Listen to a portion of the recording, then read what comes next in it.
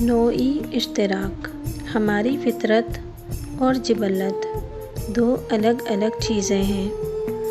جبلت میں ہمارا دوسری نوعوں مثلاً بھیڑ، بکری، گائے، بھینس، کتے، بلی، سانپ، کبوتر، فاختہ وغیرہ کے ساتھ ذہنی اشتراک ہے، اور فطرت میں ہم اپنا ایک مقام رکھتے ہیں، اور یہ مقام ہمیں ایک ہستی نے جو تمام نوعوں سے ماورا ہے اور جو تمام افراد کائنات پر فضیلت رکھتی ہے عطا کیا ہے، اور یہ عطا ایک فاضل عقل یا تفکر ہے۔ کوئی ذی فہم اس بات کا دعویٰ نہیں کر سکتا کہ حیوانات میں عقل و شعور نہیں ہے۔ بعض معاملات میں جانور انسان سے زیادہ باشعور اور باعقل ہیں۔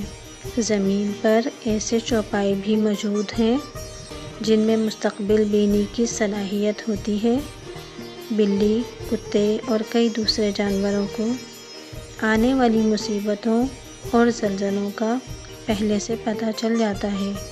1906 میں سان فرانسسکو کی تاریخی زلزلے سے قبل کتوں نے روز و شب بھونکنا اور چیخنا شروع کر دیا تھا، اور لوگوں کی رات کی نیند اور سکون غارت ہو گیا تھا۔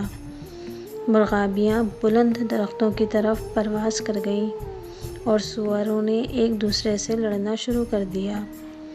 گائیں رسیاں توڑ توڑ کر بھاگنے لگیں۔